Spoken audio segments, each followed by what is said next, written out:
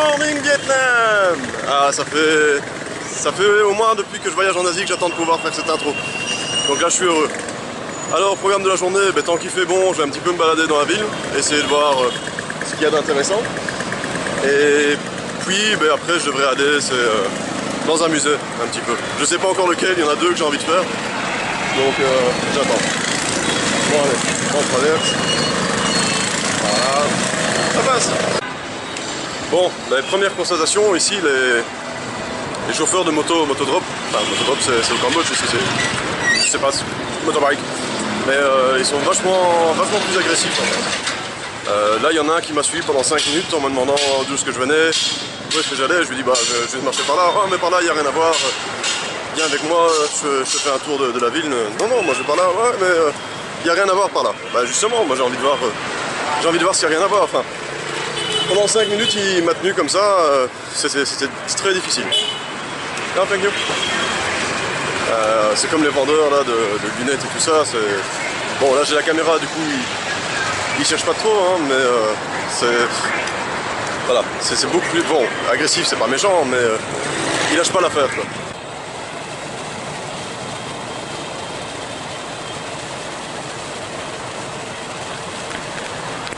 Et c'est parti pour la visite du palais de la réunification. Bon, je commence à faire ça cet après-midi, mais vu la météo, je préfère déjà être à l'intérieur maintenant parce que, à mon avis, il va pas tarder à pleuvoir.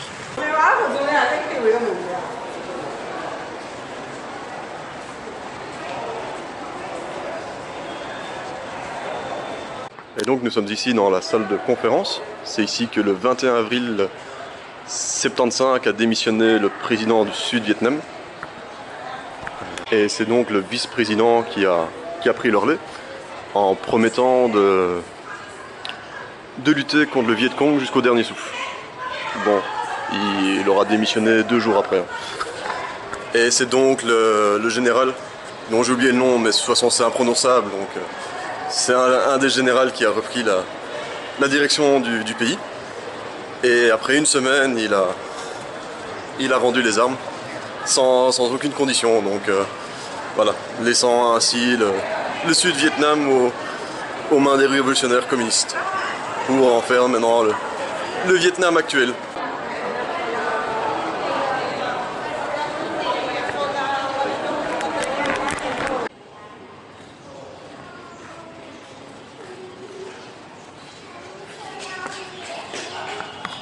Alors ici c'était le bureau du président pendant l'époque de la guerre du Vietnam, donc je crois que il a rentré en fonction en 63 jusqu'à sa démission en 75, comme je vous expliquais en bas.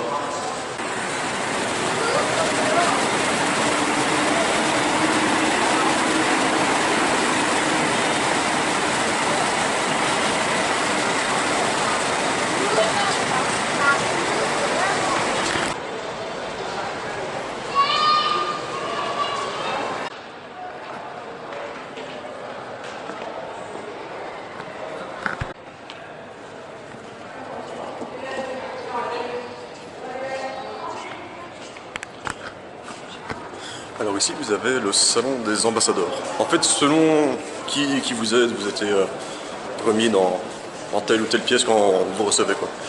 Et donc il y a énormément de salles de réception, salles de réception pour les ministres, salles de réception pour les généraux, salles de réception pour les ambassadeurs.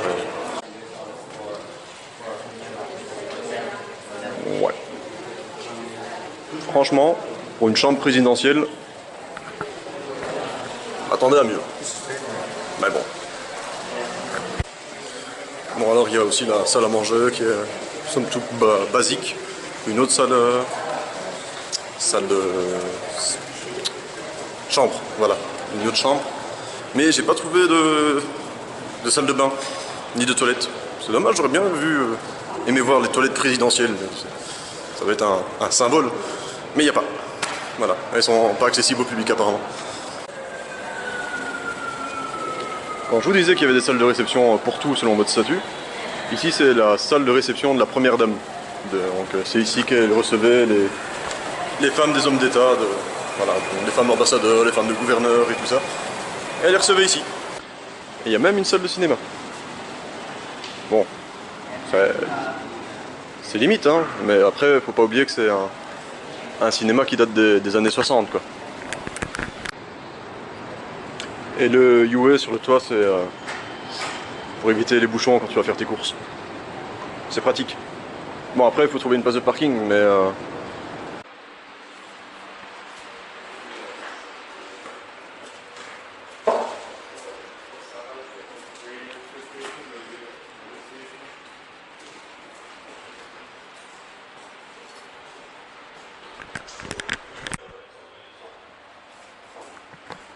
alors c'est assez marrant de visiter ces pièces dans un tel calme, parce qu'il faut quand même s'imaginer que, vu le nombre de machines qu'il y avait ici, d'opérateurs qu'il pourrait y avoir, ça devait être un boucan affolant, et là, ben, y a personne.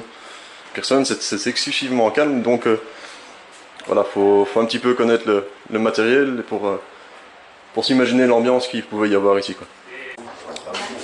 Bon, ici vous avez la chambre présidentielle dans le bunker, parce que bah ouais, s'il commence à pleuvoir des bombes, on va pas le laisser sur le toit le gamin, on va le descendre ici. Mais en fait il y a quelque chose qui est marrant, c'est le nombre de cartes du Cambodge qu'on peut voir dans ce bunker. Là on en a encore une qui est bien détaillée. Et bah, pour un pays qui a jamais été vraiment impliqué, enfin il n'y a pas eu de combat au Cambodge à part des opérations spéciales qui ont été menées pour lutter contre la piste Ho Chi Minh. Mais il y a énormément de cas.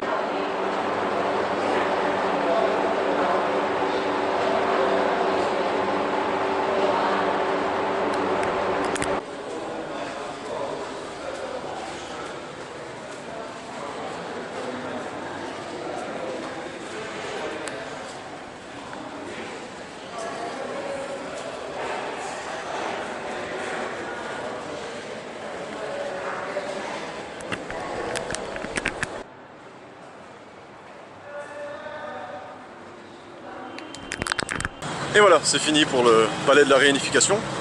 Franchement, très intéressant et excessivement bien expliqué, tant en anglais qu'en français. Bon, il y a certaines traductions qui sont un peu spéciales, comme la salle de conférence en français, ils me l'ont traduit en salle de cérémonie. Mais sinon, franchement, c'est bien. C'est à faire et ça m'a coûté 40 000.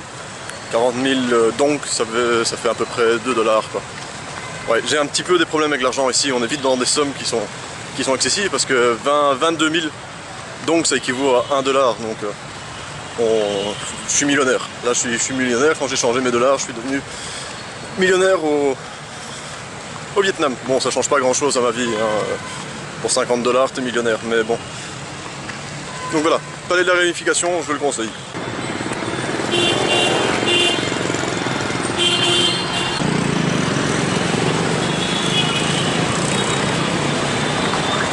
Ça fait vraiment plaisir d'être dans un pays qui assume son côté rouge comme ça. Franchement, j'en suis tout émoustillé. C'est presque les larmes aux yeux.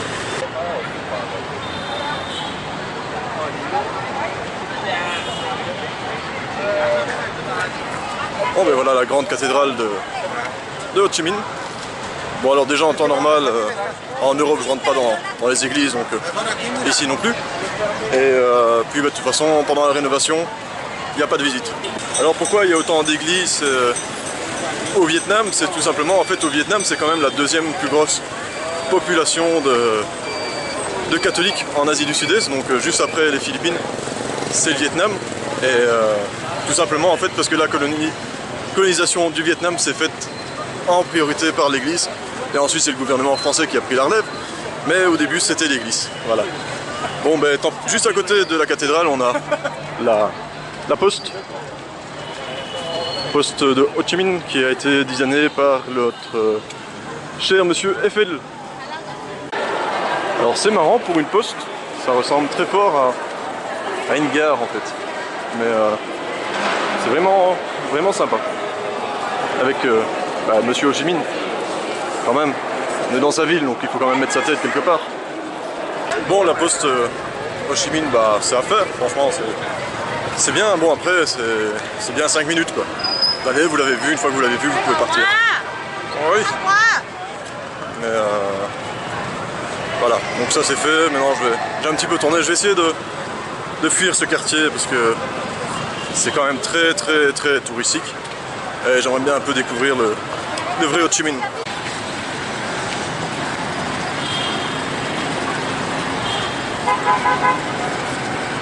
Quand je dis qu'ils assument clairement leur côté bolchevique. Bonjour monsieur.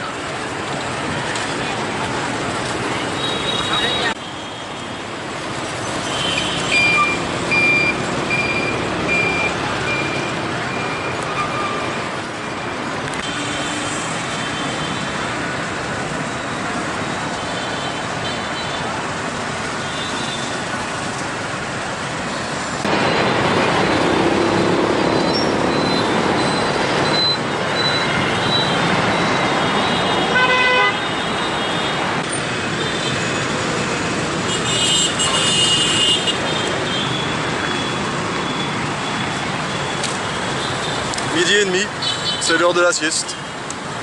Je fais bien pareil, mais j'ai pas encore trouvé de quoi manger. J'avais du mal à trouver quelque chose à manger dans la rue, donc j'ai essayé de descendre ici au food court. Et j'ai demandé un numéro 2, il n'y avait pas de numéro 2, donc j'ai pris un numéro 5 et ça va arriver. Je sais pas ce que c'est, hein. Il y avait le nom à côté, ça avait l'air intéressant. Le nom était assez grand, et généralement quand c'est grand c'est bon. Donc voilà, on va voir. En attendant, j'ai pris un jus de mangue avec j'ai oublié. Avec du fruit du dragon. Voilà. Jus de mangue et fruit du dragon, franchement ça passe très bien. Alors niveau prix ici c'est quand même beaucoup plus cher qu'à Phnom Penh, enfin beaucoup plus cher. Là mon plat qui va arriver, le fruit du dragon, j'en suis à peu près à 5 $ quoi. Et voilà, mon plat est arrivé, donc du riz, ça c'est du cochon. Et 3 petits nems, des tout petits, ils sont tout mignons. Bon apparemment ça va être bon. En fait je trouve que c'est plus cher ici qu'à Phnom Penh, mais en fait en réfléchissant bien c'est plus ou moins la même chose parce que le plat ici ça va coûter entre 2 $, 2,50 $ plus ou moins. Et dans mes petits restos à Phnom Penh j'en suis aussi à 2 $. Mais la grosse différence c'est que en fait à Phnom Penh j'ai soit de l'eau, soit du thé gratuit à volonté quoi. Et ici toutes les boissons sont payantes, il n'y a pas de boissons gratuites. Donc c'est là que fait toute la différence et que j'ai l'impression que c'est cher. Même si au final le plat est plus ou moins pareil. En fait quand je vous disais que c'était pas facile de trouver à manger dans le quartier, c'est pas tout à fait vrai, il y a beaucoup de restaurants, mais le problème c'est que c'est principalement des restaurants étrangers, donc il y a des restaurants japonais, des restaurants chinois, coréens, même des restaurants européens. Et voilà, je suis pas venu au Vietnam pour manger ce genre de cuisine, tout ça je l'ai à Phnom Penh. Et quand je trouve des restaurants locaux, la seule chose qu'ils vendent c'est du pho. Et pho j'en ai mangé hier, et je vais pas manger du pho tous les jours non plus. Et donc c'est pour ça, pour trouver quelque chose un peu plus différent, c'est galère. C'est galère, donc c'est pour ça que je me suis retrouvé dans le food court. Et tantôt je vais tester le street food, mais j'ai des doutes.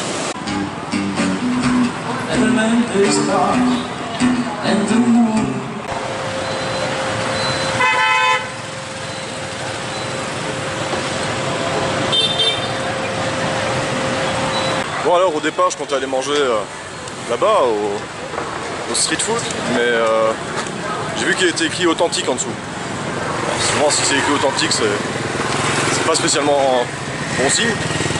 Et puis il n'y a que des touristes qui sont en train de manger là-bas, il n'y a aucun Viet, donc voilà, si c'est pour manger dans un truc déguisé, non. Donc je vais continuer à chercher, essayer de trouver un truc réellement authentique quoi.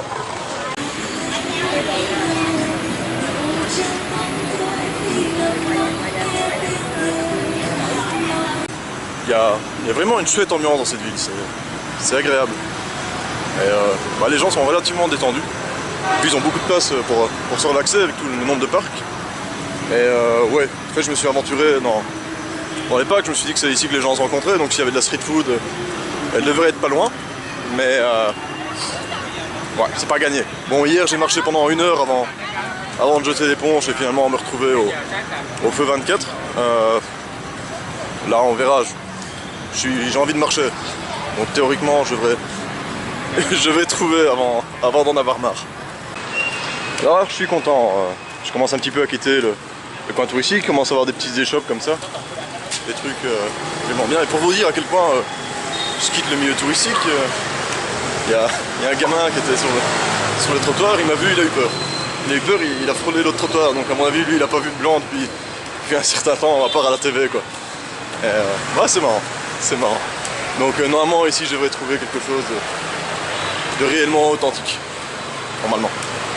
Bon, j'ai l'impression que la ville en fait est trop développée pour avoir, enfin en tout cas le centre-ville où je suis, est trop développé pour avoir un street food ou un night market comme on pourrait l'avoir à Phnom Penh. Donc je vais essayer de trouver quelque chose pour manger là où il y a des locaux et ça suffira. Bon mais voilà, j'ai enfin trouvé un petit shop, comme d'habitude j'ai pris le nom le plus long et on va voir ce qui arrive. Donc voilà, des nouilles avec du poulet, un mix soja et tout ça. Et ça j'ai aucune idée de ce que c'est. Je vais l'ouvrir, voilà, j'ouvre, puis je refilme. Et ben, après avoir ouvert, je sais toujours pas ce que c'est. Mais voilà, donc je vais goûter et on verra. Et voilà, donc j'ai très bien mangé, ça m'a coûté 52 000 dong, donc à peu près 2 $, 2,25 $. C'était bien, c'était bien. Bon maintenant l'objectif c'est quand même de retrouver l'appart, enfin l'hôtel, parce que j'ai tourné à gauche, j'ai tourné à droite, j'ai été tout droit et j'ai aucune idée d'où je suis. Voilà, je sais qu'il y a des choses bizarres, avec beaucoup de filles. Alors, à mon avis, je suis pas dans une rue normale. Mais voilà, je vais essayer de retrouver l'appart, ça serait bien. Pas l'appart, l'hôtel, je suis pas à la maison ici. Chaque fois ça me le fait. Donc je vais essayer de retrouver ça. Et si je pourrais trouver un dessert en marchant, ce serait sympa.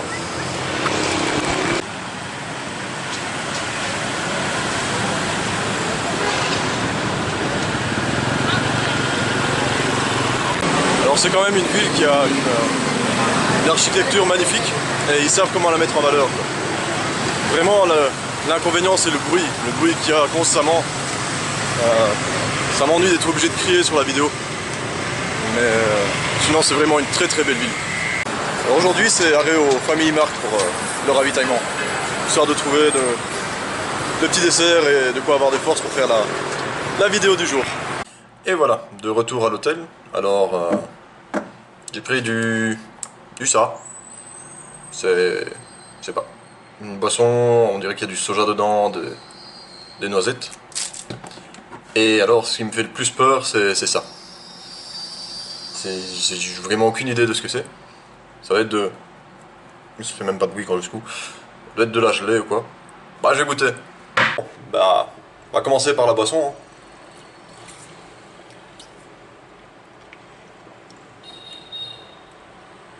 Non c'est bon. Ce truc là c'est bon. Par contre ce qui me fait peur c'est la gelée là. Déjà quand je l'ai ouvert en fait ça a fait un drôle de bruit. À l'odeur ça sent pas le dessert. Voilà. Ça sent tout sauf le dessert. Et maintenant au goût. Oh putain ça c'est.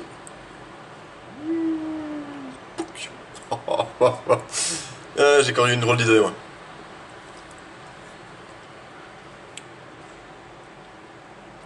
Eh ben en fait c'est bon.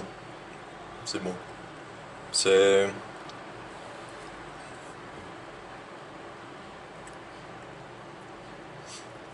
Il y a beaucoup de choses dedans. Des haricots, mais je dirais qu'il y a du riz, du blé. Je sais pas, franchement je sais pas exactement ce qu'il y a dedans. Mais c'est pas mauvais. Je vais pas manger toute la boîte devant vous non plus. Donc ça va être la fin de cette vidéo. J'espère qu'il vous aura plu. Le programme de demain il va être plus ou moins aussi chargé que celui d'aujourd'hui. Aussi avec la visite d'un musée. Et on verra un petit peu découvrir la ville encore. Donc je vous dis à demain pour la suite des aventures.